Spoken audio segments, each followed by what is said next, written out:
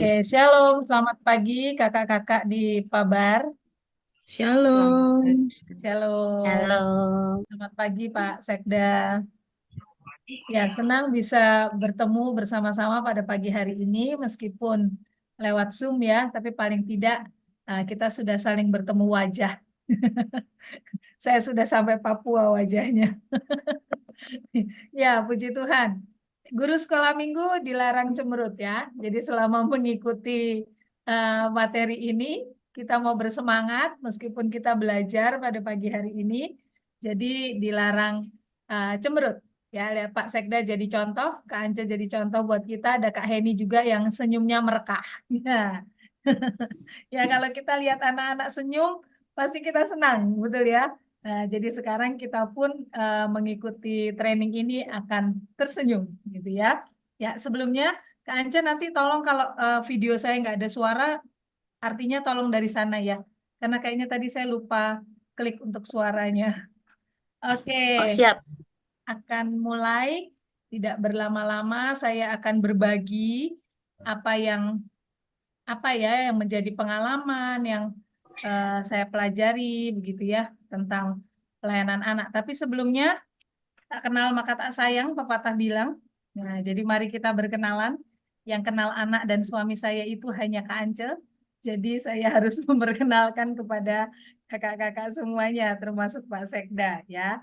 Ini adalah suami dan anak saya. Tuhan percayakan kami satu anak, tapi kami punya banyak anak di gereja. Punya anak-anak sekolah minggu ya. Jadi ini suami saya bernama Pak Eri Setiawan dan anak Risiel Jocelyn Setiawan. Kami melayani di sekolah teologi ya.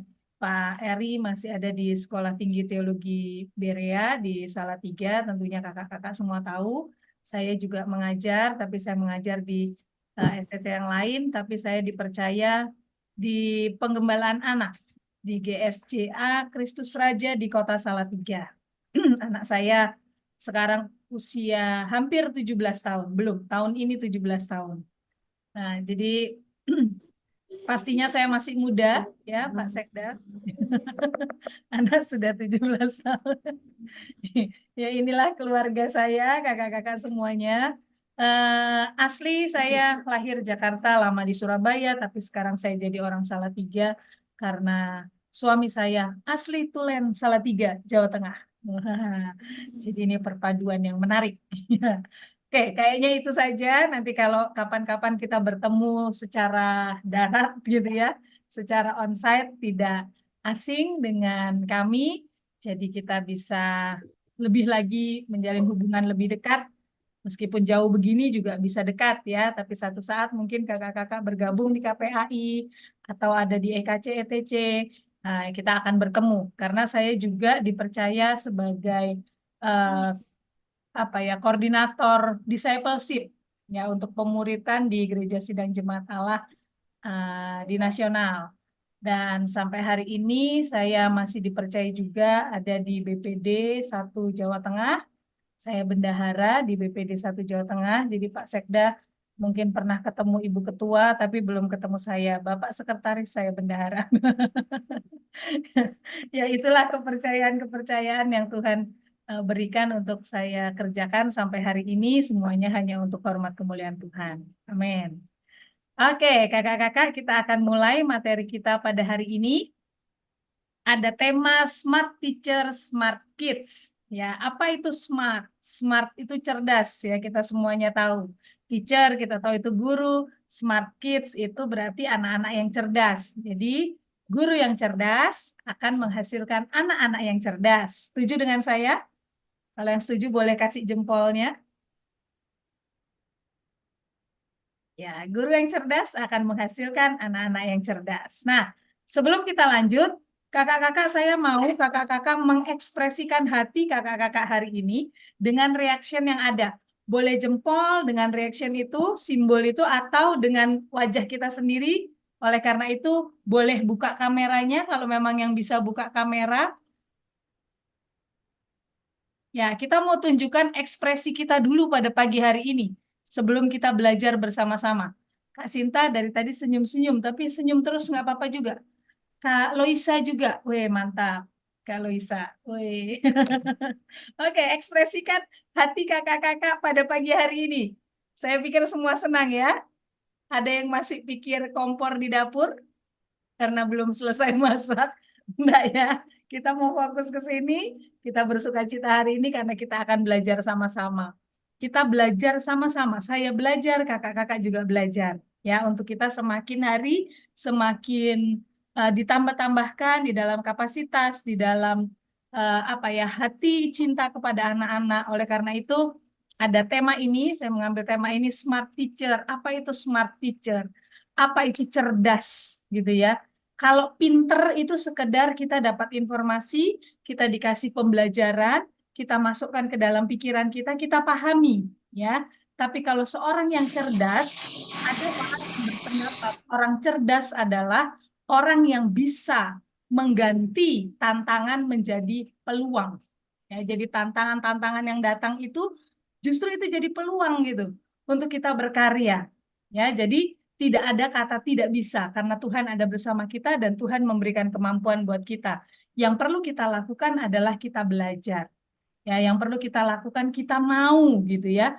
Tuhan itu mau bekerja dengan orang-orang yang mau bekerja bersama-sama dia. Jadi tema Smart Teacher dan Smart Kids ini punya tujuan mari kita menjadi guru-guru yang cerdas. Cerdas dalam pengertian bukan berarti tidak ada tantangan, bukan hanya kita pintar secara akademis gitu ya, tapi kita juga bisa menerapkannya di dalam kehidupan, di dalam pengajaran kita kepada anak-anak, sehingga kita juga akan menghasilkan anak-anak yang cerdas. Amin? Setuju? Nah, kita satukan dulu pikiran kita ya, supaya nanti setelah seminar ini, setelah training, nanti setelah Kak Ocep juga mengajarkan bagaimana apa namanya, mengajar dengan games dan lain sebagainya, semuanya atas dasar kita mau anak-anak kita ini ketemu dengan Tuhan. Itu tujuannya. Kita mau anak-anak cerdas dalam pengertian apa? Dia cerdas secara emosi, dia cerdas secara pemikiran, dia cerdas secara perasaan, dia cerdas secara sikap. Gitu ya. Sehingga mereka benar-benar akan menjadi anak-anak yang tangguh, anak-anak yang tajam di dalam Allah, tajam dalam pengertian mereka menjadi contoh, menjadi teladan, berani berdiri dalam kebenaran firman Tuhan. Itu maksudnya, ya, latar belakang dari tema ini. Nah, saya mau tanya kakak-kakak, manusia itu belajarnya berapa lama? Boleh dijawab? Ini saya nggak bisa lihat kolom chat karena saya yang share screen. Jadi silahkan dijawab, berapa lama manusia belajar? Kak Seumur Aceh boleh hidup. bantu saya di kolom chat. Seumur hidup. Seumur hidup, ya sudah ada bocoran suara. Betul ya, seumur hidup ya. Seumur hidup kita belajar. Buktinya apa? Kita lihat ini. Ini adalah perkembangan manusia. Semua manusia akan mengalami perkembangan ini. Tentunya kita sudah mengalami 1, 2, 3, 4 tahap. Sekarang kita sudah menjadi orang-orang dewasa. Artinya tahap kita ini sudah nggak banyak lagi gitu ya. Nah, kita lihat dulu dari bayi. Bayi waktu kecil, bayi waktu baru lahir, belum bisa jalan, masih apa nyusu gitu ya, masih minum ASI dan lain sebagainya. Dia masih harus banyak belajar. Mau minum susu di dot saja dia harus belajar nyut dot, sedot dotnya. Ya, harus belajar. Kalau enggak dia tidak bisa minum susu dari dotnya itu. Dia harus belajar. Itu sederhananya. Kemudian bertambah besar sedikit, dia mulai bisa merangkak misalnya. Dia merangkak itu juga perlu belajar. Mungkin jatuh dulu, berdiri, duduk sebentar dia jatuh lagi, duduk sebentar dia jatuh lagi, begitu ya. Kalau kita ada anak-anak di sekitar kita, pasti kita bisa lihat itu. Nah, dia mulai lagi, belajar lagi, akhirnya dia bisa. Akhirnya dia bisa berjalan. Waktu sudah bisa berjalan pun, awal berjalan, kalau kakak-kakak lihat anak-anak kecil yang masih umur 1 tahun gitu ya, anak saya dulu 10 bulan sudah jalan, jadi masih kecil gitu sudah lari-lari. Kak Ance kayaknya tahu itu ya, dia masih kecil udah lari, tapi larinya itu belum punya perhitungan. Jadi larinya kayak flash gitu, pokoknya lari gitu ya, karena mereka masih belajar secara motoriknya. Nah, koordinasinya antara pengendalian diri dengan motoriknya. Nah, ini kan harus diajar, ya, harus belajar. Bertambah besar lagi SD, SMP, remaja. Ini ada banyak pelajaran yang harus mereka ketahui. Waktu remaja, mereka berubah secara fisik misalnya. Yang laki-laki awalnya, apa sini kita? Akhirnya berubah suara jadi, hai, apa kabar? Namamu siapa? Nah, itu kan ya. Laki-laki itu berubah suaranya. Nah, ini hal-hal yang harus dilalui oleh anak-anak. Ya, jadi kalau boleh saya bilang ada empat bagian yang harus diperhatikan, yaitu kognitif, kemudian Yesus bertambah besar, bertambah hikmatnya, pengetahuan, kemudian secara sosial, dan secara kerohanian. Ini empat ranah ini harus kita perhatikan sebagai guru-guru sekolah minggu. Jadi waktu kita berdiri di kelas sekolah minggu, tidak hanya kita habiskan materi. Kalau kita hanya habiskan materi, kita ikuti kurikulum, dan kita tidak memperhatikan bagian yang lain, kita hanya menghasilkan anak-anak yang pintar. Dia tahu Alkitab, tapi belum tentu dia tahu melakukannya. Ya, jadi perlu diajar. Nah, dalam tahapannya pun kita harus mengetahui. Saya nggak bahas dewasa dan tua ya. Dari bayi sampai remaja ini kita harus tahu apa yang mereka perlukan. Secara psikologi ini mereka butuh apa, gitu ya. Kadang-kadang ada anak-anak yang tidak banyak bicara, hanya kita duduk diam di sebelahnya itu sudah wow buat dia. Nah, ini kita perlu kenal, ya. Kita perlu mengenali anak karena mereka belajar. Mereka belajar, kita pun belajar. Sampai hari ini kita belajar. Tadi kakak-kakak sudah bilang kalau kita belajar itu selama-lamanya. Betul ya? Selama-lamanya. Kita belajar terus selama kita hidup, kita masih belajar. Nah, kalau selama-lamanya kita belajar, anak-anak juga belajar. Kepada siapa mereka belajar? Boleh dijawab? Kepada siapa mereka belajar? Boleh ada yang buka mikrofonnya, enggak apa-apa. Satu, dua orang. Kepada siapa mereka belajar? Orang tua, Orang tua. Siapa lagi? guru sekolah minggu, Guru sekolah minggu. Siapa lagi?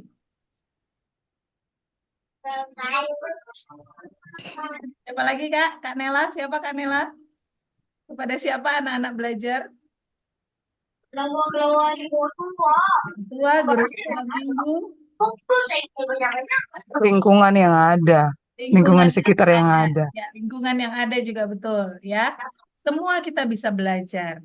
Nah, karena itu kakak-kakak semua ini menjadi tanggung jawab yang besar buat kita.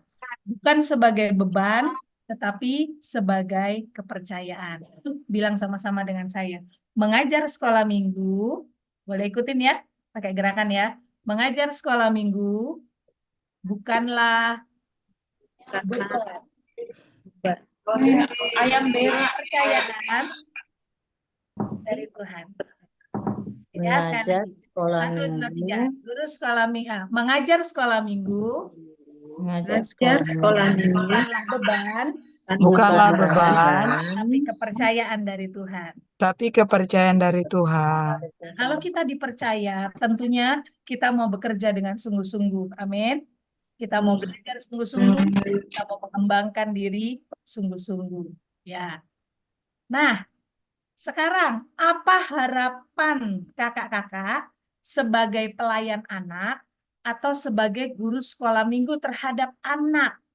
Boleh tuliskan di kolom chatnya kakak-kakak semua. Kak Sinta atau Kak Anca boleh bantu saya bacakan. Apa harapan kakak-kakak sebagai pelayan anak, sebagai guru-guru sekolah minggu terhadap anak-anak yang kakak-kakak bina, yang kakak-kakak ajar?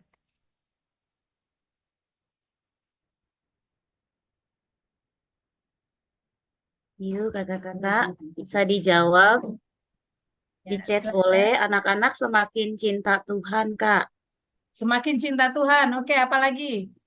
Anak-anak sekolah minggu bisa menjadi pribadi yang luar biasa berkenan kepada Tuhan. Oh, luar biasa berkenan kepada Tuhan. Baik, apa Ya, lagi? ya, anak-anak takut Tuhan, lebih kenal Tuhan, lebih kenal firman-Nya, Kemudian anak-anak menjadi, ya sama, anak-anak menjadi anak yang takut Tuhan. Mereka bisa Oke, jadi anak, prinsipnya itu ya.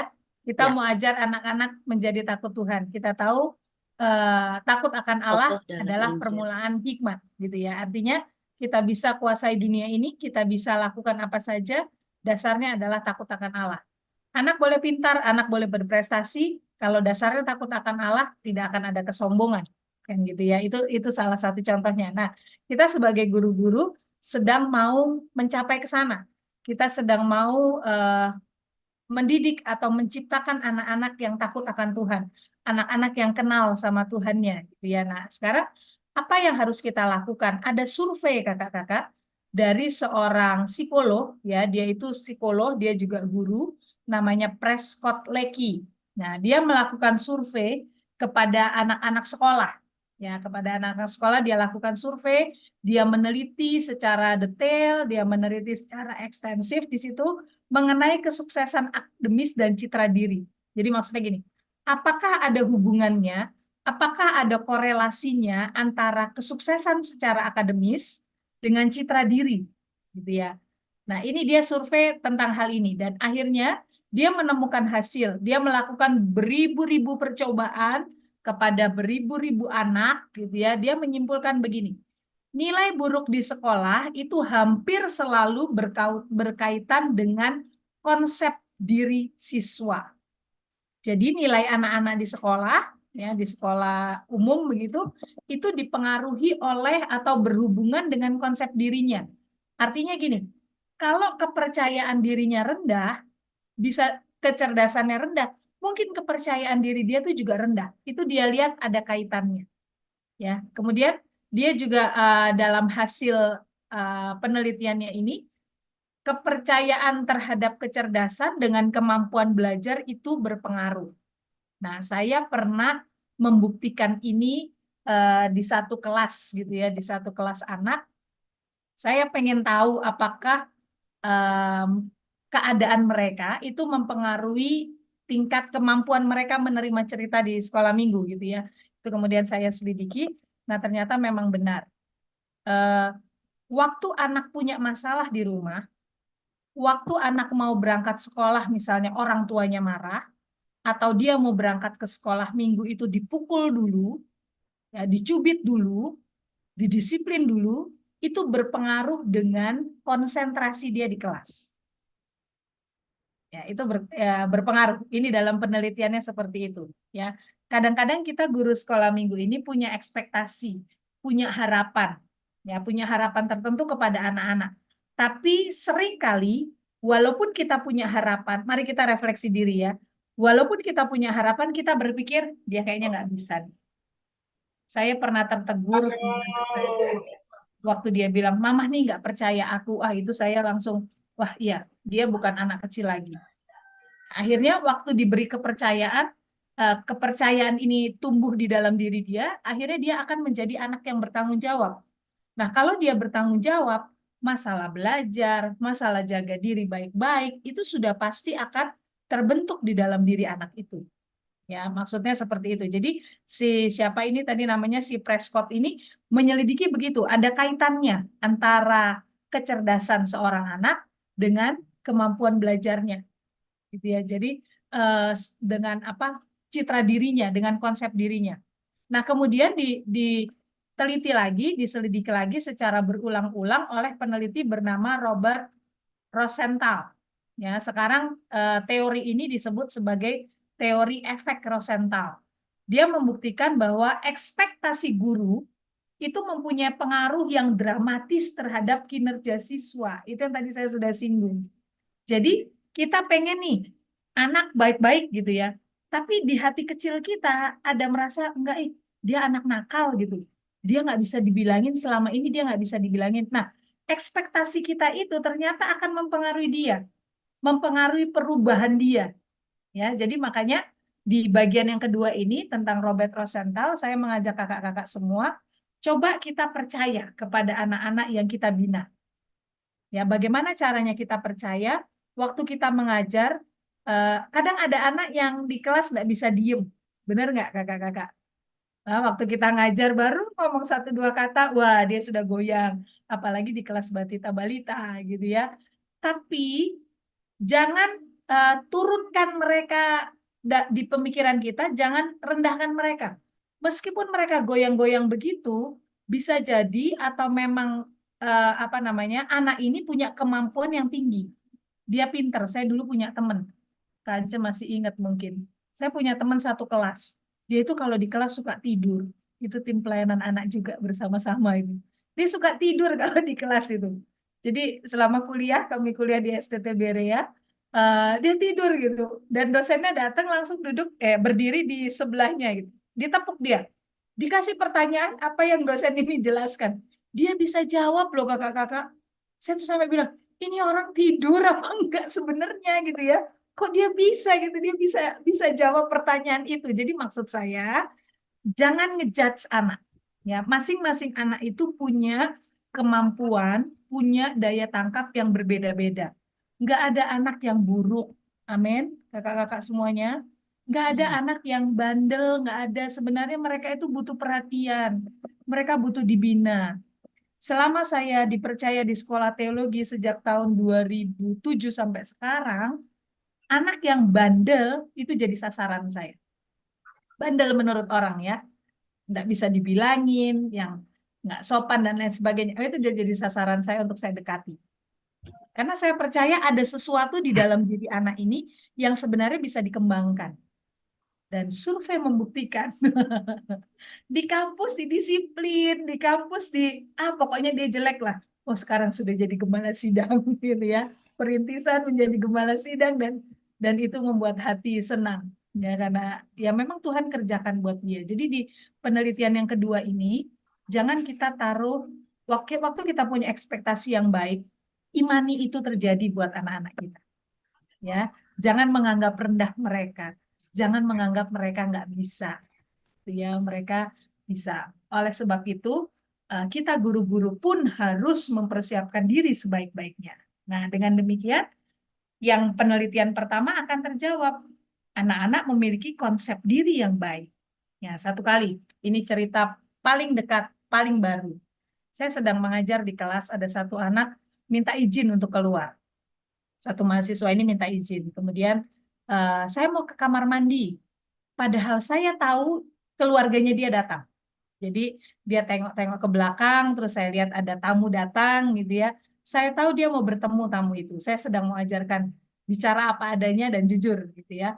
Kemudian saya bilang, oke silahkan, saya bilang. Saya nggak marahin dia.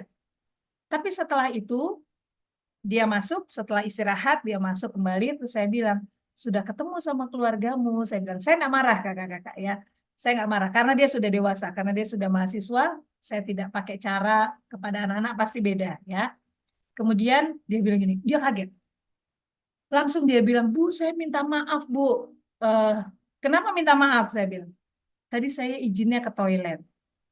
Nah, akhirnya dengan ini, dia belajar sendiri bagaimana berbicara apa adanya. Ya, tidak pakai ditutupin gitu ya. Itu kan nilainya yang sedang diajarkan. Saya bilang, iya, kenapa kamu nggak izin saja mau ketemu keluarga yang datang? Saya pun pasti akan mengizinkan gitu ya. Karena kan sudah ada ketakutan dulu tuh dalam diri dia.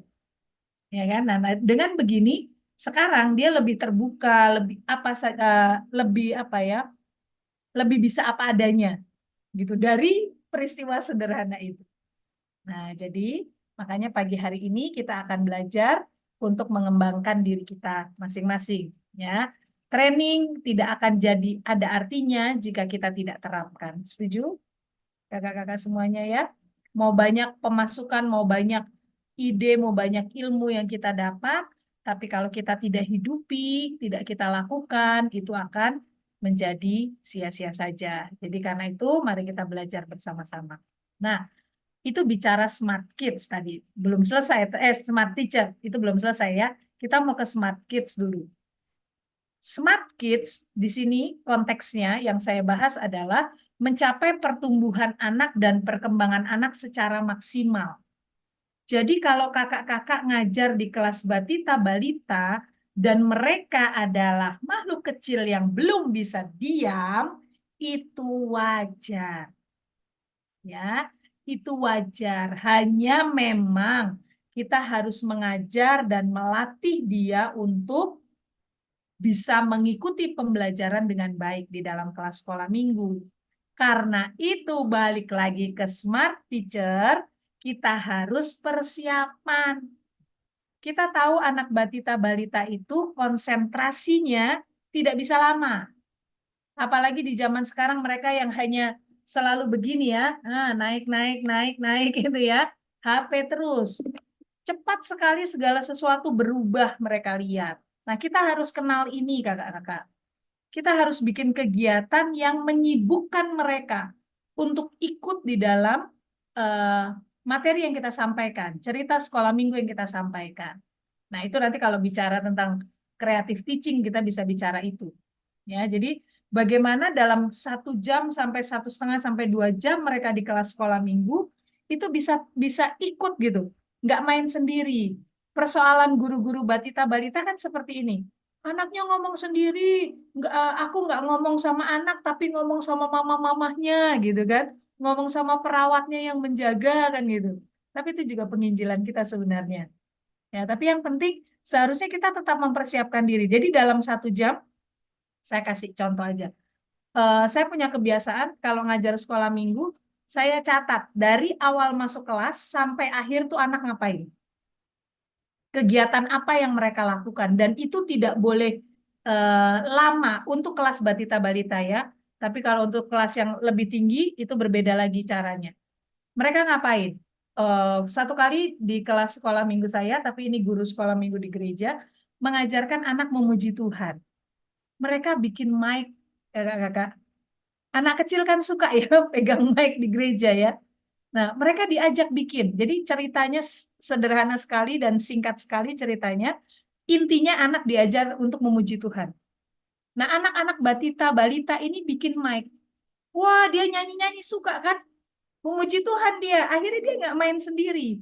Karena ada sesuatu yang dilakukan. Kemudian 2 minggu kemarin kelas ini saya perhatikan mereka belajar tentang keberanian.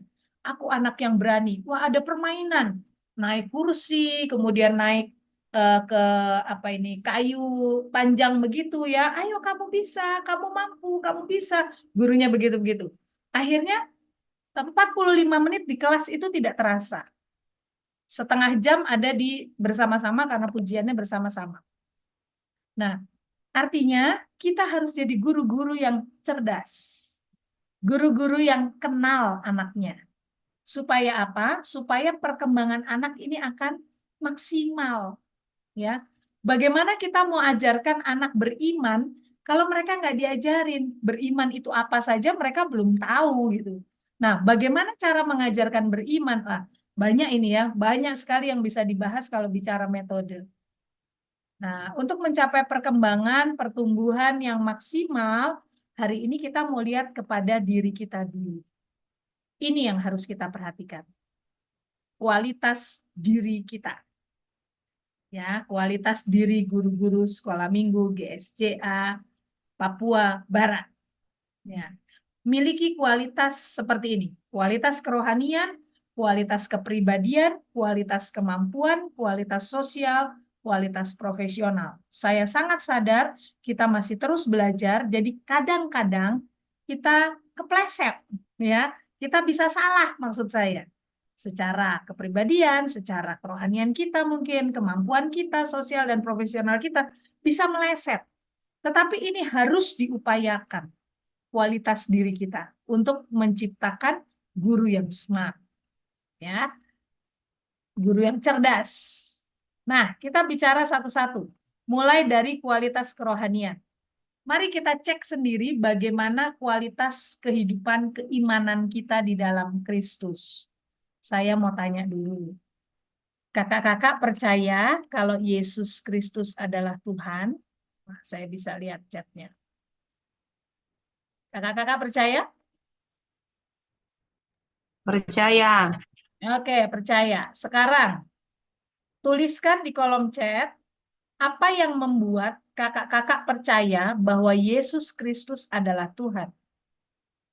Yesus Kristus adalah juru selamat kita. Silakan tuliskan. Apa yang membuat kita percaya? Bisa saja kan anak remaja atau anak tunas tanya sama kita, kok Kak Anca bisa percaya sama Tuhan Yesus? Kak Anca kan nggak lihat Tuhan Yesus. Kak Anca kan lihatnya di video Tuhan Yesus disiksa. Ya enggak? Nah, apa yang bikin kita percaya? Karena anak-anak sekarang ini kritis sekali kakak-kakak. Jadi kita pun harus benar-benar mengasah otak kita. Ya, ada yang mau tulis? Bingung deh semuanya. Ya percaya aja pokoknya. Ah, Kak Hubertin ya, punya pengalaman dengan Tuhan karena Alkitab mengatakan ajarannya dan nubuatnya. Oke, Kak Marlina. Ada lagi? Ini dari berapa orang nih? 54 orang baru 3 nih yang menjawab. Ada lagi Kak? Oh, kesaksian orang lain. Oke. Oke. Percaya karena kesaksian orang lain terus percaya ya. Nah, kata percaya ini memang bisa kita artikan, bisa kita definisikan, bisa kita jelaskan kalau kita melakukan ini untuk kakak-kakak semua di yang bulat-bulat ini. Kita beriman, apa itu iman? Dia itu kan bisa kita jelaskan panjang lebar, apa itu iman? Memang kita nggak percaya. Kita bisa ilustrasikan apa? Kita bisa ilustrasikan seorang anak yang lagi jalan sama ayah atau ibunya. Anak kecil. Dia kan nggak tahu bahaya. Ya, anak-anak itu pokoknya percaya saja. Kenapa percaya? Karena dia orang tuanya gitu. Karena ayah ibunya ini orang tuanya. Jadi waktu jalan digandeng dia percaya saja. Mau dibawa kemana dia juga tidak tahu. Pokoknya dia ikut gitu ya. Nah itu gambaran kita percaya kepada Tuhan. Kenapa? Karena kita tahu dia Bapa kita gitu. Dia adalah Allah yang membimbing kehidupan kita. Nah, oleh sebab itu kita perlu memperhatikan pertumbuhan rohani kita. Bagaimana cara rohani kita bertumbuh? Tentunya dengan disiplin rohani. Kakak-kakak disiplin baca Alkitab dan berdoa dan bersaat teduh. Ini hal dasar sekali, tapi ya ini tidak kelihatan ya. Ini tidak kelihatan oleh orang lain. Ini kita sendiri yang tahu.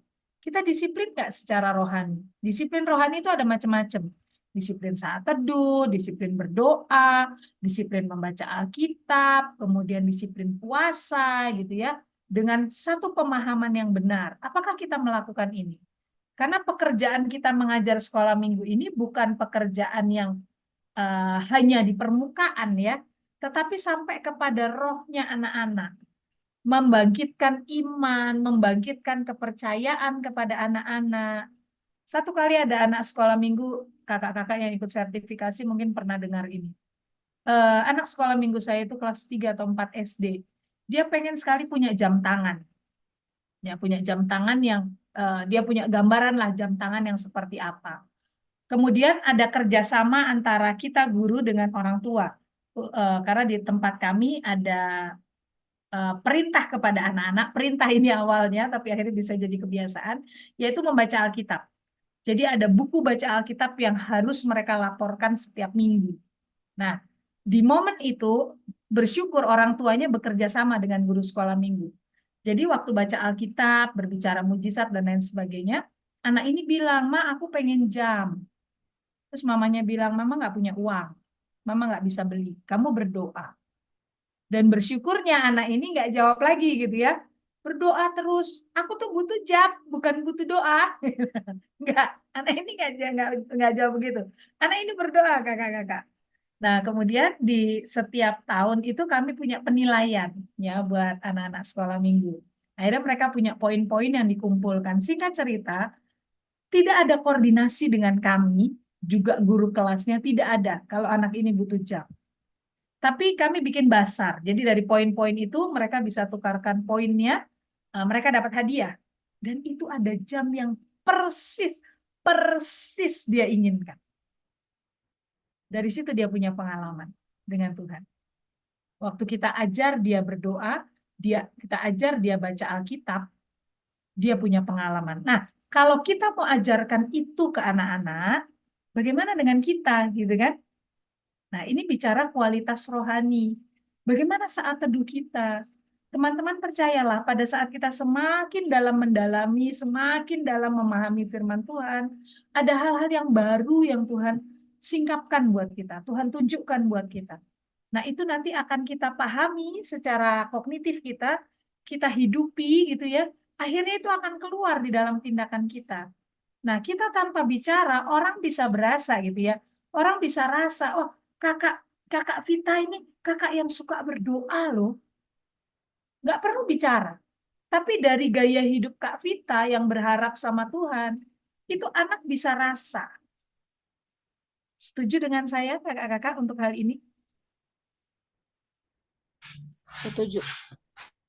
Nah, kalau setuju, Setuju. mari kita lakukan. Ya. Kemudian yang berikutnya yang perlu kita renungkan, apakah kita sudah benar-benar lahir baru? Karena bicara kelahiran baru itu bukan sekedar kita ngaku dengan mulut kalau Tuhan Yesus adalah Tuhan dan Juru Selamat, tapi kelahiran baru ya hidup kita dibaharui. Dari hari ke hari ini dibaharui. Kita sudah bertobat, kita mengalami pembaharuan dari hari ke hari. Apakah kita rela gitu ya? Kita punya temperamen tinggi misalnya. Apakah kita rela untuk menyalibkan diri? Itu budaya kami. Kita bicara firman Tuhan sama ya. Mau di budaya mana saja. Mau bilang temperamen, di orang Jawa juga banyak yang temperamen yang tinggi. Ya, tapi ini bicara tentang hidup baru. Hidup yang dibaharui, kelahiran baru pada saat kita mengenal Kristus. Bagaimana saat orang menyakiti kita? Semua orang di Indonesia ini, kalau disakiti, mau dari daerah manapun, pasti marah.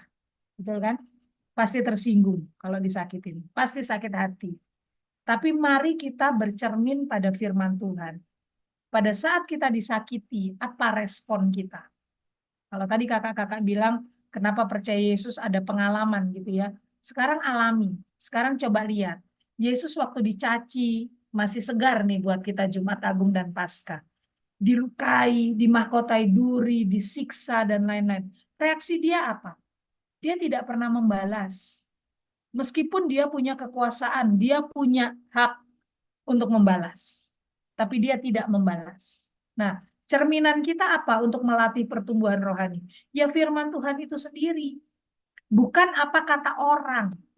Tapi apa kata firman Tuhan. Loh Kak, tapi kalau kayak gitu, ya aku kalah terus. Kalah sekarang. Tapi di hadapan Tuhan kita tidak kalah.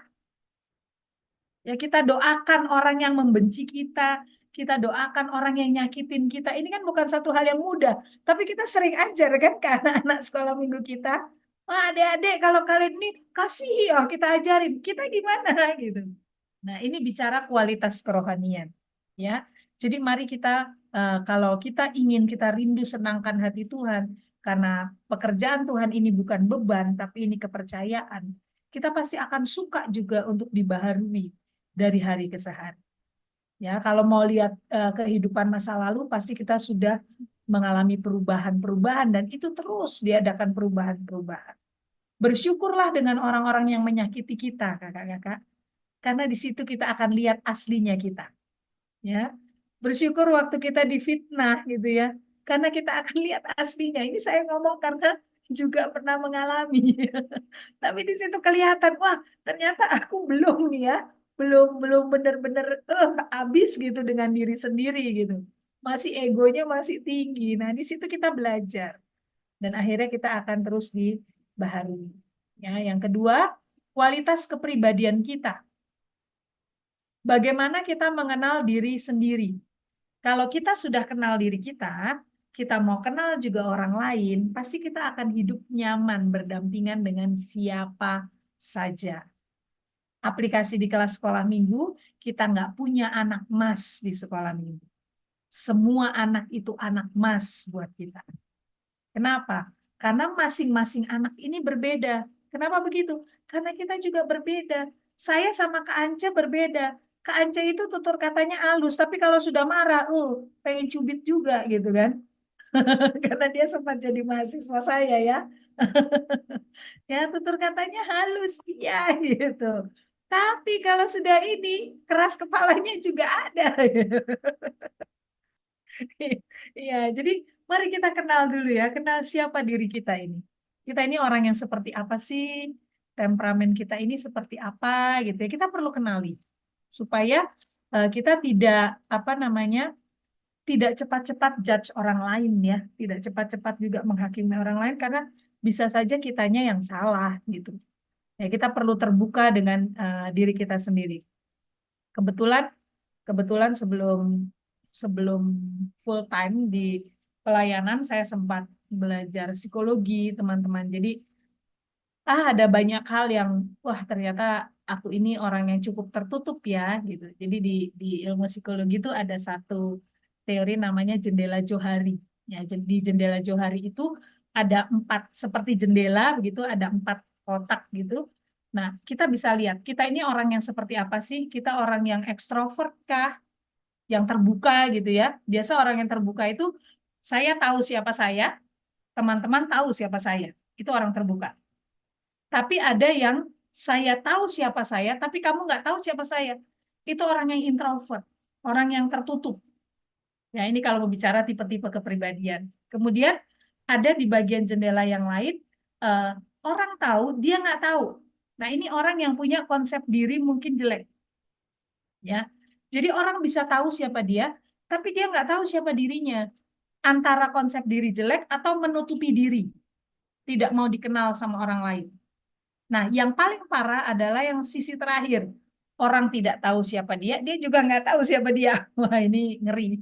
Ya, mungkin punya kepribadian ganda. Kalau pagi, kalau malam, hai, gitu ya, nggak tahu lagi, gitu ya. Nah, jadi kita perlu tahu siapa diri kita. Kalau kita sudah tahu siapa diri kita, misalnya, saya ini orang yang eh, bahasa sekarang, kalau dibully orang itu saya nggak ngerti. Karena kata suami saya, kepolosan kamu gitu. Karena memang apa adanya gitu. Ya di rumah begini ya di luar begini di mana-mana ya begini. Kadang keras, kadang juga lembut, kadang juga suka nangis gitu. Ya ini memang dirinya Feli ini seperti ini gitu. Tapi saya bukan seorang yang tidak mau diubah ya secara kepribadian. Nah, diubahnya dari mana? Dari segala situasi yang terjadi di dalam kehidupan kita, di sekitar kita. Nah, kalau kita bisa mengenal diri kita, teman-teman, kita akan memiliki konsep diri yang benar. Ya, kita punya konsep diri yang benar. Jadi pada saat kita berdiri, kita tahu siapa kita. Siapa saya? Sisi lemah saya apa? Sisi baik saya apa? Jadi waktu guru-guru, saya nggak tahu ya di tempat kakak-kakak ada nggak.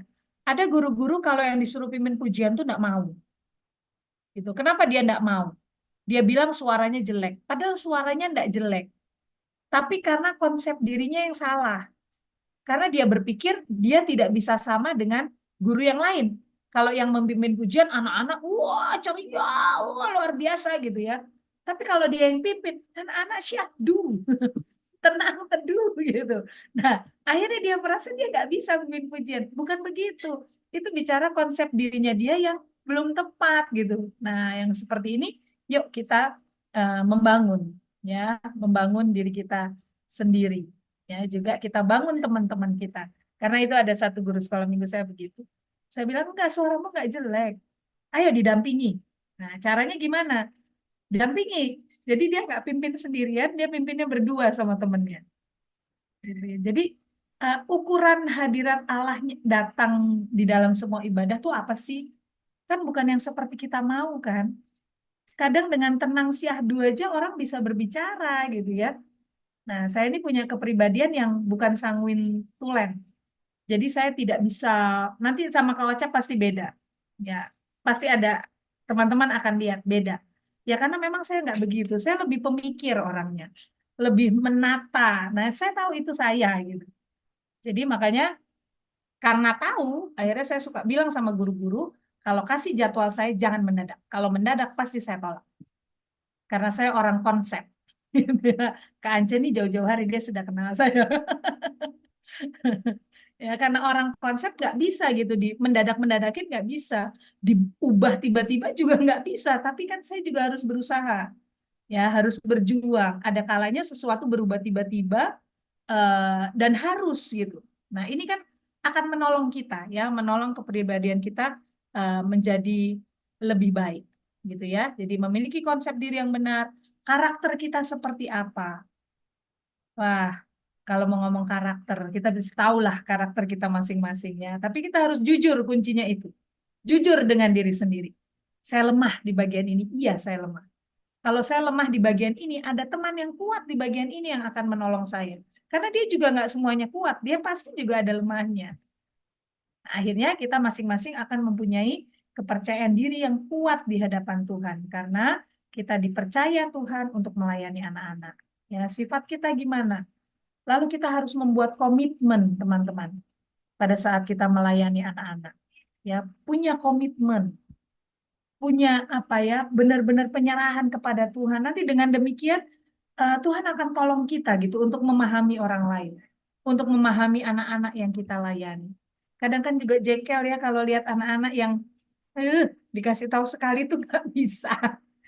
Udah dari nada rendah, tinggi sedikit, tinggi, akhirnya kita meledak gitu ya.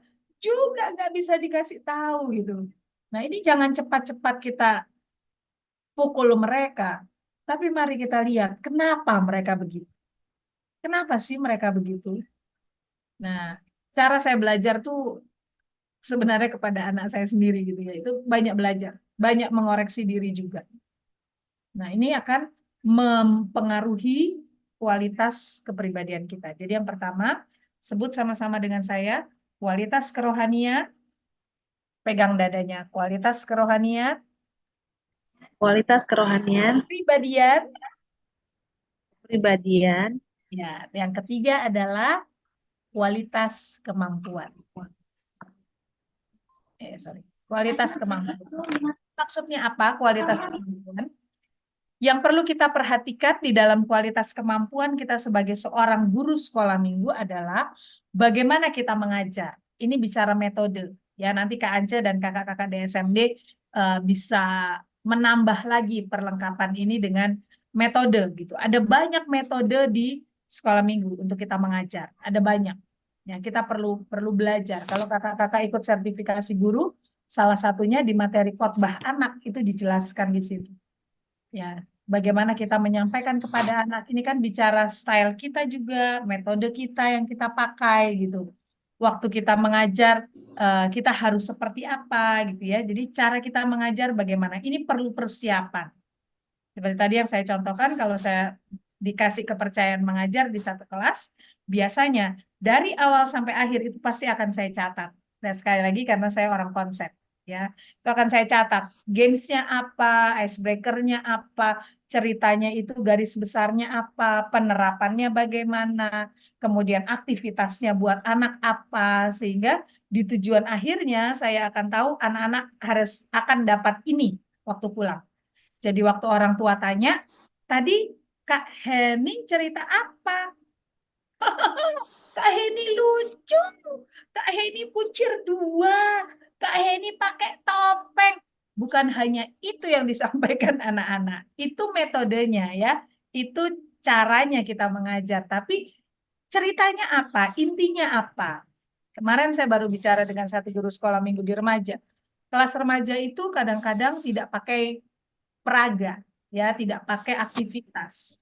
Nah, disurvei lah anak-anak ingat nggak berapa lama ingatnya? Karena ingatan kita ini sangat terbatas. Waktu ditanya nggak ingat, tapi waktu ada satu peraga digunakan, dia ingat. Meskipun ceritanya mungkin nggak lengkap diingatnya ya, tapi dengan peraga itu dia ingat. Oh, waktu itu bikin tas ya nih, bikin tas, Kak Fani. Ya, bikin tas gitu. Kebetulan anak saya kan remaja ya. Bikin tas, ceritanya tentang apa? Pilihan. Nah, kan ingat, kan tujuan kita itu. Tujuan kita untuk mereka mengingat kebenaran firman Tuhan supaya mereka dapat hidupi di dalam kehidupannya. Karena itu cara mengajar kita juga harus kita persiapkan. Jadi guru sekolah minggu, jadi pelayan anak harus berani malu. Bukan berani malu. Nggak boleh malu. Ya, nggak boleh malu. Waktu kita menggambarkan sesuatu kepada anak-anak, misalnya anak yang beda gitu ya dengan anak-anak yang lain, kemudian kita jadi orang yang beda gitu, jalannya beda, ngomongnya beda, kita nggak malu Karena kita memang sedang mau visualkan itu. Nah, jangan bedakan orang ya. Yesus cinta semua orang. Kasih Allah itu untuk semua orang, termasuk yang tadi yang saya contohkan itu. Ya, jadi cara mengajar kita ini perlu kita upgrade, perlu kita perhatikan ya supaya kelas kita menjadi hidup. Saya yakin kalau kita persiapkan dengan sungguh-sungguh 1,5 sampai 2 jam mereka di kelas sekolah minggu, mereka nggak akan bosan. Bahkan mereka akan bilang, loh, kok sudah selesai?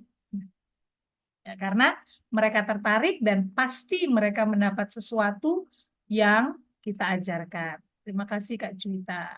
Juwita ya tadi yang terakhir chat ya. Juniati, sorry.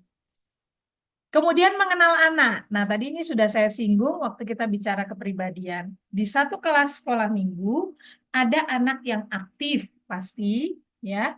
Anak yang suka jawab, anak yang suka cerita, kita baru ngomong satu kata, dia sudah, oh iya Kak, aku juga kemarin ngomong, wah 10 menit sendiri dia bicara gitu ya. Ada anak yang diam, ada anak yang nggak respon, suruh nyanyi diam, suruh tepuk tangan ya, ya antara tepuk dan tidak gitu kan. Ada yang ditanya juga hanya senyum-senyum gitu. Nah, kita perlu kenal ya, kita perlu kenal pribadi masing-masing anak di kelas kita. Ya, kita harus kenali mereka supaya apa? Supaya kita bisa mengerti metode apa nih yang bisa masuk ke mereka. Nah, karena banyaknya anak, perbedaan masing-masing anak, metode aktif interaktif itu biasanya akan menjadi efektif kita gunakan karena mereka terlibat di dalam cerita kita. Ya. Kemudian juga untuk kualitas kemampuan ini kita perlu kerjasama dengan orang tua. Saya tidak tahu di tempatnya teman-teman semuanya, apakah ada waktu khusus kita bertemu dengan orang tua. Nah, kalau di gereja kami ada parenting ya setiap setahun itu 3 kali kita akan parenting, ketemu dengan orang tua dengan satu materi, kemudian menjelaskan apa-apa yang sekolah minggu lakukan sehingga bisa kerjasama antara orang tua dan guru. Selain parenting, di setiap tahun ada kenaikan kelas, orang tua diundang. Jadi seperti mereka di sekolah-sekolah gitu ya, mereka ambil rapot anaknya, oh macam-macam itu macam-macam akan keluar dari orang tua. Anakku ini gadget terus, main HP terus, tolong di ini banyak hal. Ya, akhirnya kita di sekolah minggu berpikir apa nih caranya atau materi apa nih yang mau kita sampaikan untuk menjawab gitu ya, apa yang dibutuhkan orang tua, apa yang dibutuhkan anak. Karena kan guru sekolah minggu itu kan jembatan ya, Bapak Ibu ya. Bapak Ibu, sorry, kakak-kakak, kayak khotbah aja Bapak Ibu. Anak, orang tua, guru sekolah minggu ini jembatan. Anak itu banyak waktu dengan orang tua, artinya banyak di rumah. Di kelas sekolah minggu paling lama 2 jam, gitu kan? Nah, oleh karenanya kita perlu bekerja sama dengan orang tua, ya, untuk menghasilkan anak-anak yang smart, gitu. Jadi ada parenting mungkin, atau ada pertemuan berapa lama sekali antara guru dan orang tua, atau bikin gathering, ya, gathering orang tua dan guru gitu, atau jalan kemana, ibadah padang bersama, apa saja bisa, ada banyak yang bisa dilakukan untuk hal ini. Nah, dengan demikian, kenapa ini ada di bawah kualitas kemampuan? Karena dukungan orang tua ini akan menopang ya apa-apa yang kita lakukan dengan segala upaya yang kita lakukan untuk anak-anak gitu. Nah, untuk kualitas kemampuan kita perlu ini yang di atas yang kakak-kakak lihat. Self improvement ya, semangat untuk meningkatkan diri. Jangan segini-segini aja. Kita pakai kurikulum Gandumas, betul. Ada gambar flanel di situ, betul. Nah, tapi bagaimana kita meningkatkannya? Gambar flanel ini akan menjadi menarik untuk anak-anak.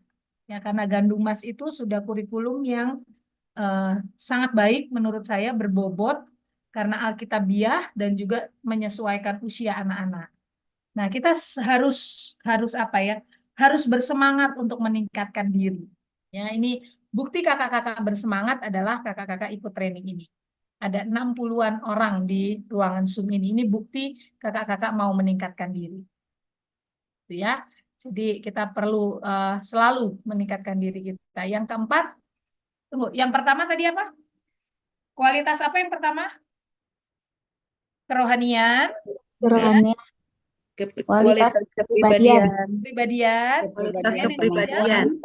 Yang ketiga, kualitas kemampuan. kemampuan begini kita. Ya, soalnya ini terbatas gerakannya. Ya, kemampuan ya. Oke. Ya, meningkatkan kreativitas pelayan sekolah minggu ada banyak metode ya untuk kemampuan kita itu ada banyak metode. Metode pengajaran macam-macam. Nah, saya hanya kasih contoh saja ini eh, PPT PowerPoint tetapi dimodifikasi. Ini contoh saja peningkatan diri.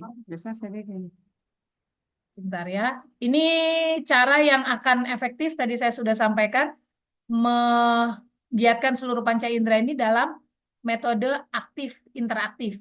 Ya, jadi semuanya digiatkan. Mata, telinga, tangan, mulut, ini perasa, penciuman dan lain-lain. Nah, waktu pandemi kita sudah mengatasi beberapa hal. Buat rekaman kita sudah buat, ya kan? Kita mengatasi pandemi seperti itu waktu masa-masa pandemi. Dan sekarang juga malah secara online ada banyak ya bisa dilakukan. Kemudian buat peraga dan tampilkan itu juga mungkin kita sudah. Nah, ini ada satu metode yang saya sempat belajar juga ya tentang PowerPoint animasi. Itu mungkin saya akan berikan sedikit deh PowerPoint animasi ini. Kemudian membuat aktivitas yang menarik buat anak, games, pekerjaan tangan. Nah, ini cara-cara mengajar yang baik, artinya menggiatkan seluruh panca indera dengan apa? Ya bisa dengan suara, bisa dengan gambar, bisa dengan tampilan, drama gitu ya, bisa dengan aktivitas pekerjaan tangan, games, kemudian apalah cerdas cermat dan lain sebagainya. Ada banyak aktivitas. Dan ada PowerPoint animasi. Nanti saya contohkan PowerPoint animasi itu seperti apa. Menggiatkan panca indera itu berbicara, anak mendengar. Yuk sama-sama sebutkan dengan saya. Menggiatkan seluruh panca indera, anak, 2, 3. Mendengar, Melihat, melihat, mengatakan, melakukan. Nah, ini ya. Jadi waktu kakak-kakak siapkan materi mengajar, perhatikan ini. Nanti Kak Ocep pasti akan melengkapi. Mendengar, melihat, mengatakan, dan melakukan. Ya, jadi nggak cuma diem saja mereka, tapi ada yang mereka lakukan. Seperti saya bilang, mari kakak-kakak kita baca sama-sama. Nah, ini kan melibatkan, ya, melibatkan kakak-kakak di dalam pengajaran ini.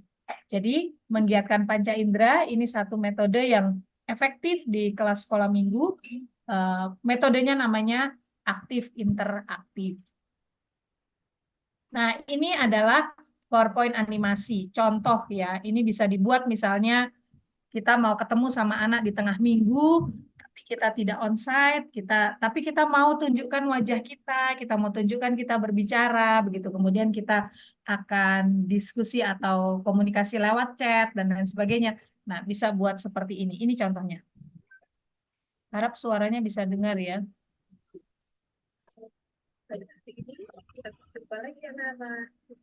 Kedengeran nggak ya suaranya? Dengaran, dengar Kak. Kita mendengarkan firman Tuhan. Hari ini kita akan mendengarkan cerita yang berjudul Tapi kecil Kak. Suaranya Oke, kecil. pernah naik kereta api kan? Sebentar, saya besarkan suara saya dulu ya. Jadi itu contoh saja ya. Nanti kalau mau belajar ada materinya untuk hal ini. Atau sepeda atau alat transportasi lainnya ini, apa yang kita rasakan? Pasti kalau naik pesawat kita senang ya, bisa terbang, kita bisa naik mobil juga. Itu saya bikinnya dalam rangka belajar, jadi tegang mukanya. Yang lain. Nah, seperti ini, kalau seandainya kita naik perahu seperti ini, apa kira-kira yang teman-teman rasakan? Mungkin asik, seru, takut, pusing, mual, dan lain-lain. Karena mungkin kita belum pernah naik perahu, jadi kita mabuk laut. Gitu. Nah, pada suatu hari, pada suatu sore, Tuhan Yesus mengajak murid-muridnya untuk bersama-sama dengan dia pergi naik perahu. Tuhan Yesus mengajak muridnya dan murid-murid mengikutinya, lalu Tuhan Yesus dan murid-muridnya perahu. Di tengah perjalanan teman-teman, perahu itu berlayar dengan tenang, dengan enak, semuanya nyaman, dengan diikuti perahu-perahu lainnya. Tetapi tiba-tiba perahu dari murid-murid Tuhan Yesus kemasukan air dan mereka ada dalam bahaya. Mereka takut sekali. Waktu mereka takut, wah, mereka berpegangan apa yang bisa dipegang. Kemudian mereka berteriak, Tuhan Yesus, tolong kami akan tenggelam. Angin ribut besar sekali, gelombangnya tinggi sekali, kami sangat takut, katanya. Sementara itu, Cepetan tadi ya. Tuhan Yesus dipanggil-panggil, mengapa kalian tidak percaya? Katanya. Lalu Tuhan Yesus datang, Tuhan Yesus berteriak kepada danau itu, kemudian Tuhan Yesus berkata, diam, tenanglah. Dan pada saat itu juga angin dan air di danau itu menuruti perintah Tuhan Yesus. Nah, teman-teman, pada cerita kita firman Tuhan pada hari ini, Nah, sudah. Nah, itu contoh ya. Contoh, jadi metode itu bisa macam-macam. Jadi misalnya kita mau ketemu sama anak-anak di tengah minggu, tapi kita nggak bisa onsite. Nah, PowerPoint animasi itu bisa jadi alternatif juga gitu ya untuk kita bercerita atau kita menyapa anak-anak. Gimana Kak caranya? Nah, nanti ya di kesempatan yang lain Kak Ance. Itu contoh ya. Kemudian yang keempat, tadi kualitas kerohanian, kualitas kepribadian, kualitas kemampuan, sekarang kualitas sosial. Ya, kualitas sosial. Bagaimana hubungan kita dengan orang lain. Di sekolah minggu tentunya kita tidak sendirian, ya. Ada guru-guru yang lain yang bersama-sama dengan kita. Nah, perlu ada kerjasama, yaitu fotonya foto saya dengan mahasiswa lagi fellowship. Kita kupas semangka sama-sama. Artinya gini, di dalam komunitas sekolah minggu ini perlu ada kata saling ya antar guru sekolah minggu. Ya, jadinya tidak ada guru-guru yang buruk. Mungkin mereka kurang gitu secara kemampuan. Nah, bagaimana cara kita mengembangkannya? Nah, dengan mengirimkan mereka ikut training kah atau mengirimkan mereka menjadi pendamping gitu ya. Untuk apa? Mereka juga belajar. Dengan kita punya relasi yang lebih luas, ada orang berpendapat kesuksesan itu dimulai dari relasi gitu ya. Ada orang berpendapat begitu. Artinya kita punya banyak teman, kita punya banyak kenalan. Akhirnya kita belajar ya. Ini dalam rangka kita belajar lagi. Akhirnya kita juga berkembang. Ya, jadi perlu ada hubungan dengan sesama guru sekolah minggu ataupun di luar. Ya, cara-caranya ada banyak. KPAI nanti pergilah gitu ya, semua pergi KPAI, Pabar. Wah, kita ketemu, kita belajar sama-sama. Akhirnya kita akan terbuka. Nah, dengan demikian kita termotivasi dan kita akan berkembang. Dan yang kelima, ini tinggal 5 menit ya. Yang terakhir adalah profesional. Wah, itu ya. Jadi yang pertama kerohanian, kepribadian, kemudian kemampuan, yang keempat sosial, yang kelima profesional. Nah, ada seorang profesor bernama Brian V. Will, dia mengatakan guru profesional adalah pribadi-pribadi yang mampu melihat dirinya. Ya, ini bicara tadi lagi tentang kepribadian, konsep diri. Melihat dirinya sebagai orang yang terlatih, yang mengutamakan kepentingan orang lain, dan taat pada etika kerja, dan selalu siap. Nah, menempatkan dirinya dalam memenuhi kebutuhan muridnya lebih dulu. Jadi waktu kita mengajar, kita guru yang profesional, kita nggak self-oriented.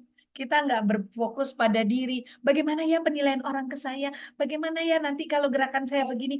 Aduh celana saya gimana ya? Aduh rok saya enggak ya. Tapi guru yang terlatih ini, dia akan taat. Dia punya etika kerja yang baik. Kalau bilang jam 10 ibadah, ya sudah datang gurunya. Enggak gurunya yang terlambat. Gitu ya. Dan guru-guru juga selalu siap. Saya kebetulan lihat story-nya Kak Ance tadi. Tim 7 Pabar. Jam 11 masih rapat. Ya, luar biasa ya. Nah, ini kan akan menolong kita ya untuk mengerjakan segala tugas tanggung jawab yang Tuhan percayakan ini dengan penuh tanggung jawab. Begitu ya. Jadi kita tolak yang namanya MALAS. Kita nggak hanya ngomong ke anak-anak, jangan malas, malas belajar sama semut. Hari ini saya bilang sama diri kita sendiri, jangan malas. Tidak ada orang yang tidak kreatif, adanya orang malas. Tidak ada orang yang tidak pintar, adanya orang malas. Ya, karena tidak mau memacu dirinya, tidak mau memaksa dirinya untuk berpikir dan untuk eh, meningkatkan dirinya, gitu ya.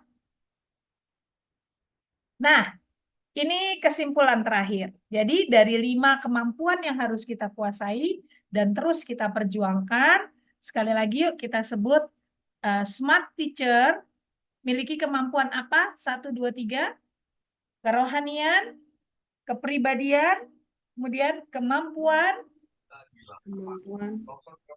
Sosial, Sosial, profesional. profesional. Nah, teman-teman, kalau kita mau mencapai piala ini dalam gambar, ada tahapan-tahapan ya, ada perjuangan-perjuangan yang harus kita lakukan. Saya mau memotivasi kakak-kakak semua, jangan lelah melayani anak-anak, karena mereka butuh kita. Nah, generasi ini perlu dimenangkan. Generasi ini perlu dibentengi dengan firman Tuhan. Karena ada begitu banyak ajaran-ajaran yang sekarang berkembang yang harus kita jaga dari anak-anak ya supaya anak-anak kita nggak tersesat. Nah, untuk mencapai tujuan Smart Kids, anak-anak yang cerdas, kita perlu memperhatikan tahap-tahap mencapai ke sana. Yang hari ini kita bahas adalah tentang kemampuan, 5 kemampuan tadi. Ya, itu kita perlu perhatikan, kerjakan sebaik-baiknya, jangan nyerah. Kalau mulai lemah, ayo secara sosial kita datang kepada rekan kita, datang kepada guru sekolah minggu, datang kepada DSMD, datang kepada Kak Ance, atau kepada saya. Ayo kita saling memotivasi, karena saya tahu kita manusia ini kadang-kadang ada lemahnya, ya ada lelahnya. Nah, kita perlu teman-teman yang lain, kita perlu support kita sesama guru-guru sekolah minggu, tentu kita bisa saling berempati, ya merasakan apa yang teman kita alami.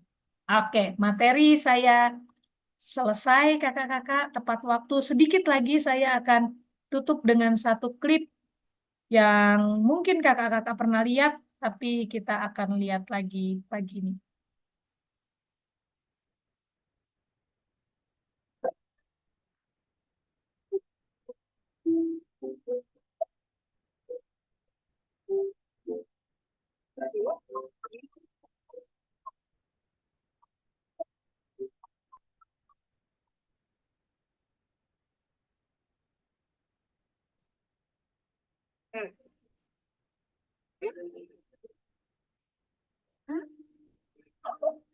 Ya, kayak wajah anak-anak itu ada kayak retak-retak gitu.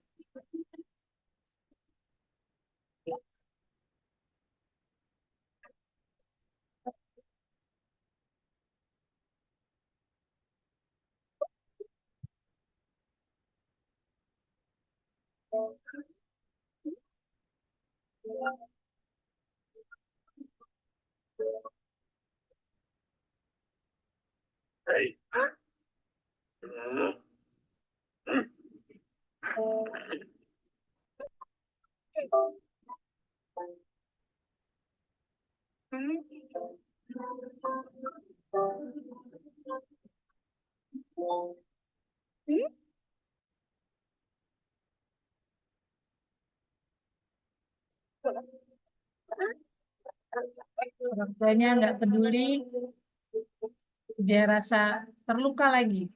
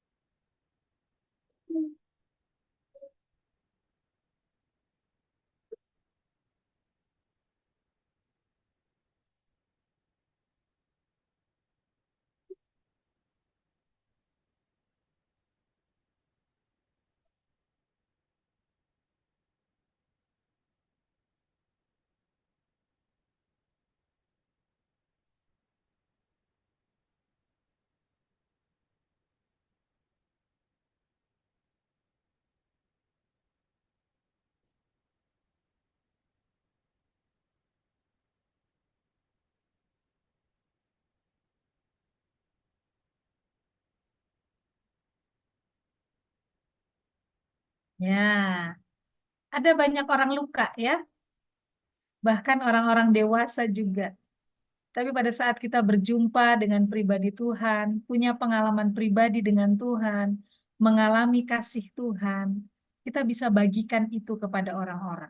Amin. Nah, kakak-kakak, mari kita mau hidupi itu. Kita sudah punya kasih Tuhan.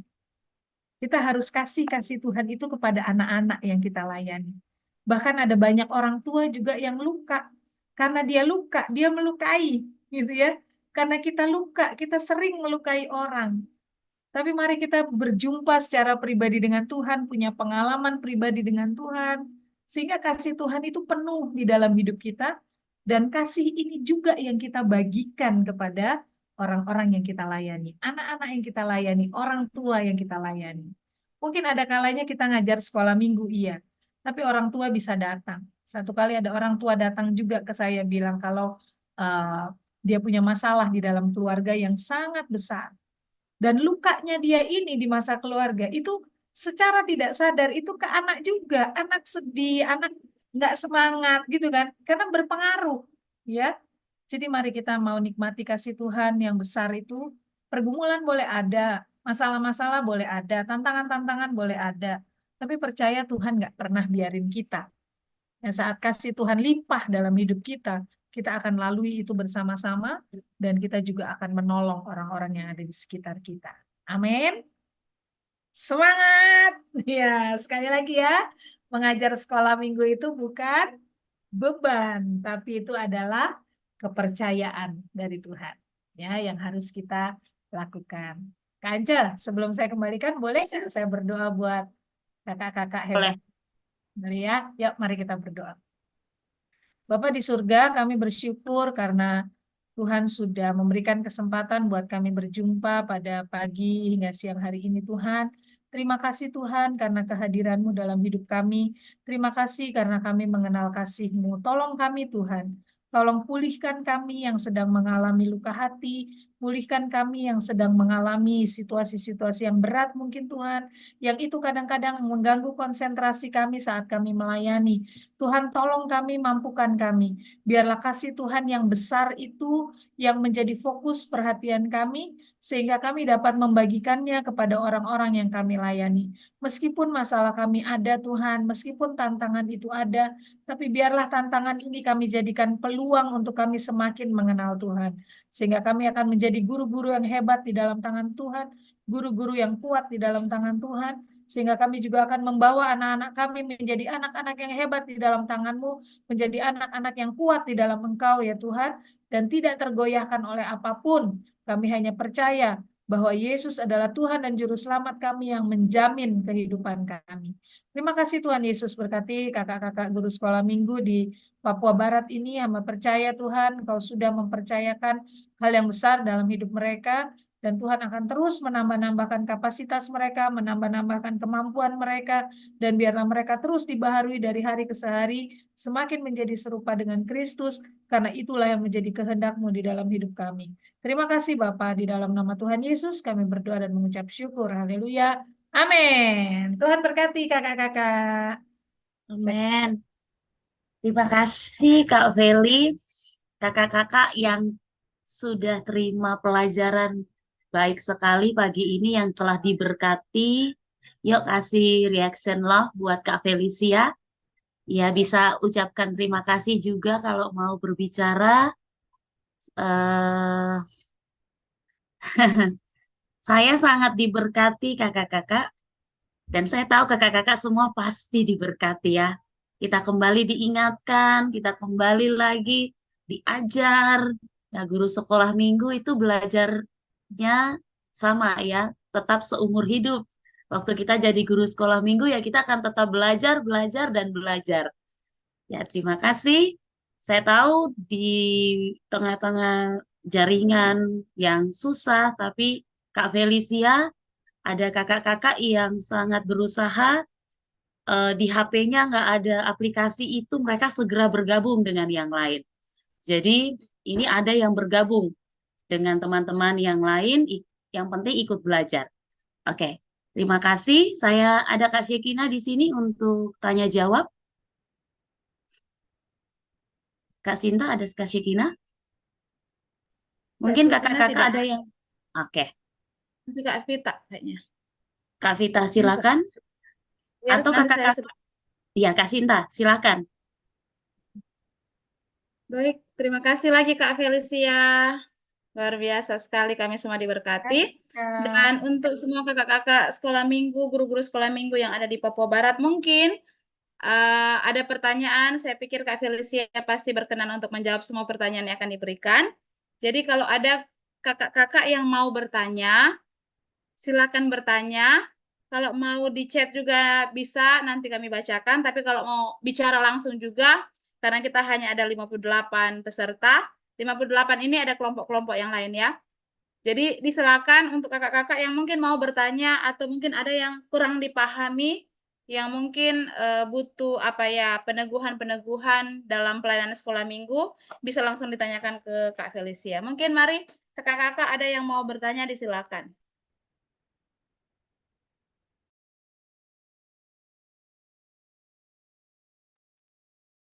Jelas semua. Artinya jelas ya Kak. Kalau belas artinya lewat gitu. Ini Kak Felicia banyak yang chat ini. Terima kasih, materinya sangat memberkati, Oke, terima menambah kasih. wawasan. Ya, saya juga mencatat ya kakak-kakak. Saya harap kita mencatat ada ide-ide yang Kak baru. Kak Yuli. Oh, Kak Yulin mau bertanya atau say hi? Ini Kak Yulin. Kak Felicia kenal.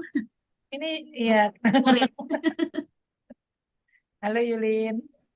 Kak Yulin, sekarang kita rekan kerja ya. Halo Ibu. Enggak deh, kakak adanya. Canggung Ibu. Apa nama? Ibu nanya. Ya.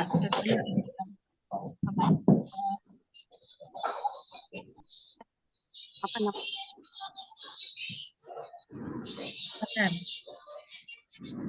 Kalau ada yang mau tanya di chat juga boleh ya, Kak Ante ya. Iya, boleh.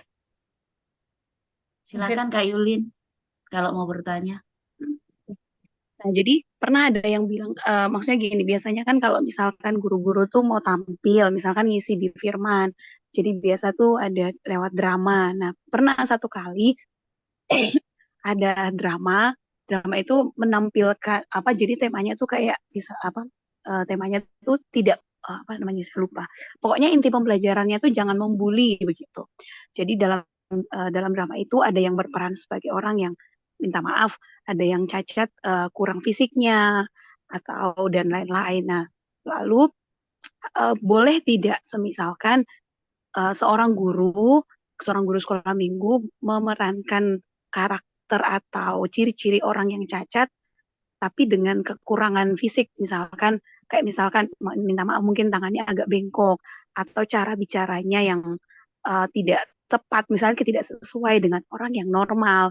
Nah, terus dalam drama itu misalkan ada pemeran lain yang mungkin minta maaf menggunakan kata jangan berteman dengan orang cacat atau menggunakan kata yang minta maaf kurang tepat untuk kita dengar, misalkan kata bodoh, kata ya pokoknya kata-kata yang tidak tepat. Boleh tidak semisalkan kalimat itu digunakan, tapi tujuan dari drama itu adalah tidak boleh membuli, misalkan seperti demikian gitu.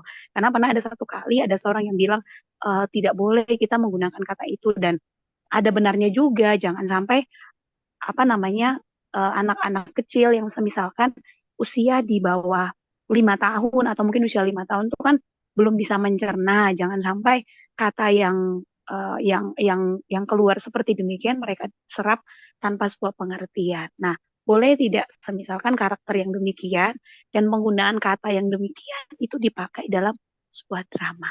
Semisalkan demikian. Terima kasih. Terima kasih Kak Yulin pertanyaannya. Ya, yang pertama kakak-kakak kita harus lihat usia berapa yang kita ajar. Ya, kalau itu usia yang masih sangat kecil, sebenarnya kata bodoh, kata yang kasar-kasar itu kita bisa ganti kok sebenarnya. Maksudnya kan memang tujuannya kan mau kasih tahu tidak boleh gitu ya, membuli tidak boleh merendahkan orang yang berbeda sama kita. Misalnya bilang, wah kamu beda, kamu jelek, misalnya gitu ya. Jelek itu kan semua orang paham. Anak-anak juga sudah mulai paham. Nah, tapi perlu ada penjelasan di akhirnya. Jadi sebuah drama kalau diperagakan atau ditampilkan, itu harus ada yang memberi kesimpulan. Ya, karena gini, kan bisa saja drama misalnya ada yang jadi iblis. Nah, setelah drama itu selesai, orang yang jadi iblis ini dibenci loh sama anak-anak. Nah, ini kan jangan sampai begitu gitu ya. Jadi perlu ada penjelasan. Tadi itu peran. Tadi itu hanya menceritakan kepada kalian misalnya. Kemudian inti-inti yang mau disampaikan juga perlu dijelaskan. Ya, kita nggak boleh ngomong seperti tadi. Ngata-ngatain orang seperti tadi itu boleh tidak? Tidak. Nah, itu kan sebenarnya mereka sedang diajar. Gitu ya Kak Yulin. Tapi kasarnya seberapa jauh, nah itu tergantung lagi dari usia anak yang kita ajar. Makanya saya menyarankan, ini saya ya, seperti film The Passion of the Christ itu ya, itu film penggambaran penyiksaan Yesus, bahkan penyiksaan lebih dari itu sebenarnya. Tapi itu belum cocok, belum tepat kalau diberikan kepada anak-anak usia balita. Karena di usia balita ini tahap pemahaman mereka baru orang-orang, dia taunya dikasihi, tidak dikasihi gitu aja. Dia taunya papa mama sayang dia taunya dia mau minum dia dapet gitu kan. Nah, jadi harus disesuaikan. Jadi yang pertama Kak Yulin harus lihat usianya, kemudian pemilihan kata itu juga penting ya, jangan karena kita main boneka atau kita drama gitu, itu kan sebenarnya mereka sedang lihat contoh ya. Dan yang berikutnya adalah perlu penjelasan. Jadi, oh tadi si Bobo bilang apa tadi? Apa si Boni bodoh, nggak boleh ya teman-teman mengatain seperti itu nggak boleh, nggak ada orang yang bodoh. Nah itu perlu ada penjelasan begitu ya untuk pemulihan dari cerita. Karena sebuah cerita kan memang harus ada klimaks kan. Kalau nggak ada klimaksnya kan nggak jadi cerita gitu kan ya. Harus ada pendahuluan, klimaks, anti klimaksnya kan harus ada. Nah di anti klimaks ini kita menjelaskan secara detail. Gitu ya Kak Yulin ya. Baik, Ibu. Makasih. Oke, terima kasih. Kak Anca, saya boleh langsung. Saya ada lihat pertanyaan soalnya ini. Boleh, silakan. Ya, ini kakak dari Kak Purbarini. Kayak mana ya? Kakak, saya mau bertanya. Saya banyak mengajar di kelas tunas remaja. Sering saya temukan anak-anak yang cuek karena sibuk dengan HP. Sudah ditegur sebentar, stop. Nanti kembali lagi kira-kira. Nah, anak remaja, nah ini. Kalau anak remaja sibuknya nggak main ya, nggak main sama teman-teman lari-larian tidak, tapi sibuknya dengan HP. Nah, mereka harus tahu disiplin. Ingat ya kakak-kakak, ini juga saya hidupi. Kasih itu bukan hanya selalu memberi, betul ya? Kasih itu kadang-kadang ada disiplin. Nah, kalau usia remaja begini sudah perlu diberi pemahaman, tapi tidak dengan marah-marah. Ya, karena juga pernah ngajar di tunas remaja, ada satu anak memang kecanduan HP, dan itu sempat bermasalah di keluarganya. Sekarang katanya sudah mulai lebih baik, tapi tetap dia tidak bisa lepas HP-nya. Saya hanya bilang, oke, dengarkan kakak dulu ya. Kakak bicara, nanti kalau saya tanya, kalian menjawab. Itu cara pertama. Yang kedua, kasih mereka aktivitas. Aktivitas itu kan tidak hanya untuk kelas anak-anak, ya. Misalnya membuat tas, merajut tas misalnya gitu. Atau yang laki-laki kemarin di kelas tunas remaja itu ada bagaimana membuat bonsai. Itu sebenarnya cerita pertumbuhan rohani, tapi prakteknya bikin bonsai. Kebetulan ada satu guru usaha bonsai, dia bawa itu bonsai kecil-kecil dan anak-anak diajar untuk mengawati batang pohon itu, bagaimana pohon itu jadi bonsai. Dan kalau bonsai ini nggak bertumbuh. Nah, ceritanya sebenarnya sedang mau bicara kerohanian kita harus bertumbuh. Oke, bonsai bagus, tapi dia nggak bertumbuh gitu. Yang lebih bagus kan dia bertumbuh. Ya, kalau pohon-pohon bertumbuh keluar bunga itu bagus. Bonsai seni yang berbeda. Nah, itu ceritanya seperti itu. Jadi bisa pakai alat-alat ya yang mereka bisa kerjakan. Pakai kawat kan anak tunas remaja sudah bisa. Nah, kalau kawat ini untuk bonsai di kelas balita ya tentu belum ya kan, mereka belum bisa, mereka lari-larian itu sukanya lari-larian, guling-gulingan. Nah, pakai cara yang seperti mereka. Nah, ini yang tadi saya bilang di kemampuan kepribadian tadi. Kemampuan tadi ya, itu bicara tentang mengenal anak. Itu ada di sini. Jadi waktu kita tahu dia butuhnya apa, ya kita pakai peraga seperti itu. Gitu ya, Kak Purbarini.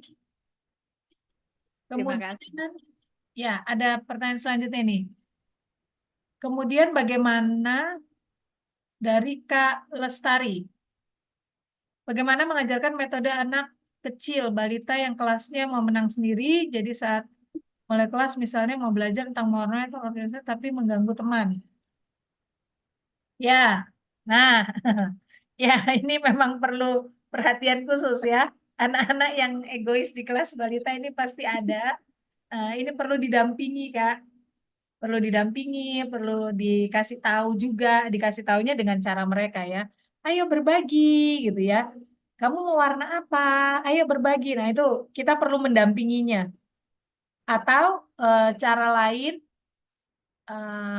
dibagi krayonnya. Mereka kan belum selalu tahu warna kan, belum paham warna. Kalau kita cuma punya krayon satu paket gitu, misalnya ada 46 warna misalnya. Nah, itu dibagi. Nah, nanti anak-anak diajar, ayo gantian, kamu sudah selesai tukeran yang ini. Jadi semua dapat. Jadi mereka tidak akan berebut kalau kita taruh, kan mereka rebutan sendiri. Ya, tapi ini kita bagi, sudah dibagi. Nanti mereka bisa tukeran satu dengan yang lain. Begitu, Kak Purbarini, saya pikir, Kak Lestari, ya untuk pertanyaan yang ini. Kak, ada Ya. yang bertanya tapi kelewat. Oh Ini ya, dari Kak Heni.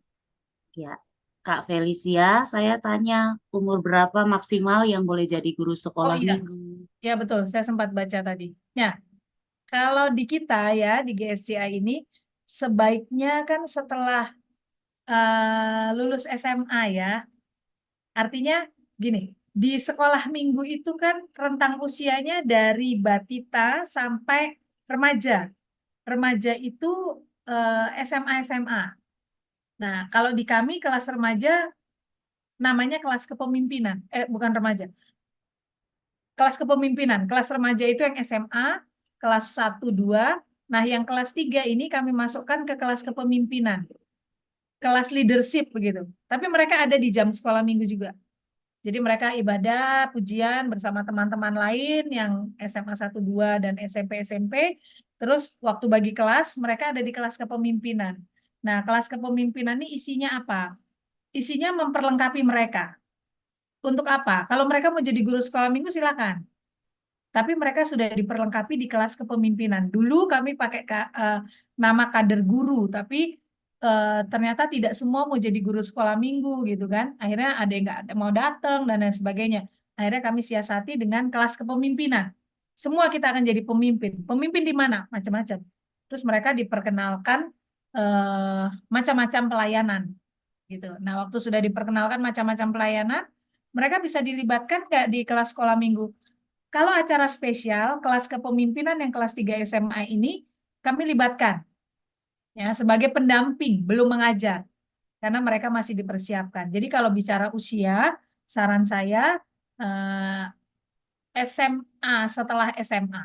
SMA 3 pun itu masih dipersiapkan. Karena mereka juga masih mencari jati diri dan lain sebagainya ya. Supaya mereka lebih dewasa. Lalu gimana Kak kalau nggak ada guru gitu kan? Adanya yang punya beban tuh anak-anak SMP gitu.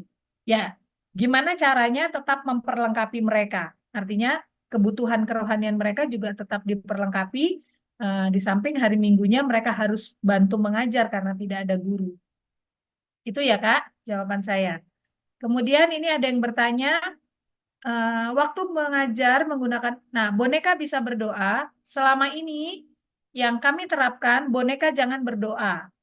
Kenapa? Karena boneka itu tidak punya roh, ya, tidak punya jiwa. Dia hanya peraga, yang berdoa gurunya saja. Atau yang peran luar itu berdoa. Kalau ikut berdoa, oke bonekanya.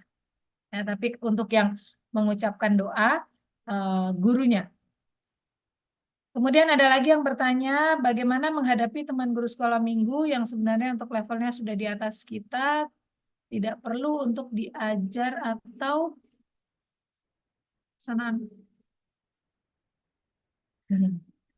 Yuk kita ikut kelas lagi. Karena kita semua masih harus belajar kakak-kakak ya, kerendahan hati. Nah itu tadi di poin sosial ya. Di poin sosial itu kita belajar untuk saling. Nah saya sudah mengajar begini, tapi saya masih belajar juga dari Kak Ance. Saya masih bisa belajar dari Kak Heni. Saya masih bisa belajar dari Kak Lili. Ya, kita masih bisa belajar semua. Nggak ada kita yang super, nggak ada. Mungkin jam terbang saja yang lebih banyak, tapi belum ada orang yang super. Saya belajar dari Kak Ocep. Kak Ocep lebih punya relasi luas gitu ya. Nah, jadi marilah kita sadar diri masing-masing ya. Tidak ada kita yang lebih dari orang lain. Kalaupun orang lain melihat kita lebih, puji Tuhan. Tapi untuk diri kita sendiri, kita masih perlu belajar dan harus menghargai orang lain. Begitu ya, Kak? Oke. Ada Kak, Ya, ada yang bertanya, Kak Vita, izin tanya Kak, seberapa penting dan berpengaruh alat peraga dan aktivitas keterampilan bagi pertumbuhan karakter dan kerohanian anak sekolah minggu ya, oke. di kelas balita dan pratama? Apalagi balita pratama, sangat penting. Contoh, ada apa di sini ya? Spidol, ini spidol. Kalau kita bilang spidol tanpa menunjukkan ini, bagaimana anak-anak tahu ini spidol? Apalagi balita. Spidol buat apa? Begini modelnya seperti mic juga, atasnya hitam, bawahnya putih. Kalau ini kita nggak tunjukkan ini adalah spidol, dia bisa pakai buat begini kan? Hai, apa kabar? Nggak nyala, nggak nyala. Ini spidol, bukan mic. Jadi untuk mengajar anak itu perlu peraga. Kena peraga itu apa sih maksudnya buat apa? Sebenarnya itu kan memvisualkan ya, kakak-kakak, memvisualkan apa yang kita ceritakan. Bagaimana seorang anak tahu wortel, tahu bayam, kalau tidak diperkenalkan. Contoh, pesawat terbang.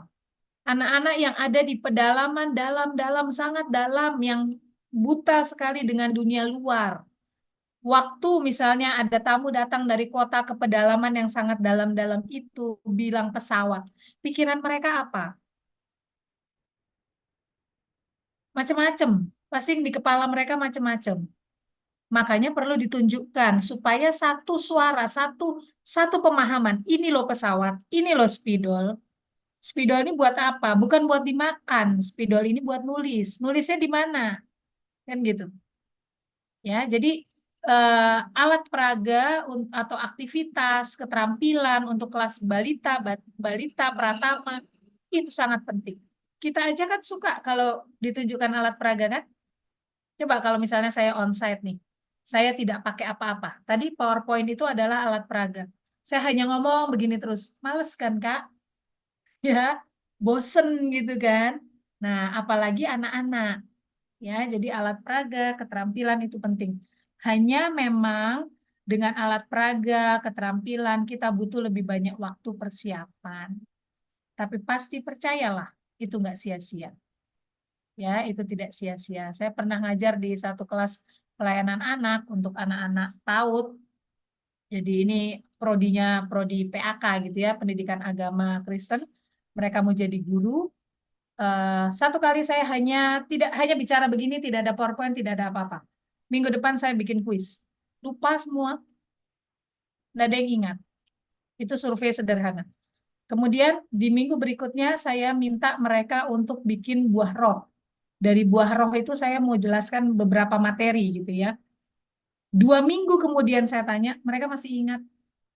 Karena apa? Ada yang mereka lakukan. Ya, akhirnya lebih ingat. Kayak tadi, ada 5 kan? Ada 5 apa tadi kakak-kakak? Ada 5 apa tadi yang saya sampaikan? Kualitas. Ya, ada 5 kualitas. Kualitas apa? Nah, kenapa saya pakai gerakan? Karena ini online begini kan hanya bisa gerakan ya, nunjukin barang terbatas. Kenapa pakai gerakan? Itu maksudnya adalah supaya kakak-kakak mengingat. Ya, dan peraga-peraga, gambar-gambar dan segala macam itu membantu anak mengingat apa yang kita ajar. Begitu ya, Kak Vita. Terima kasih.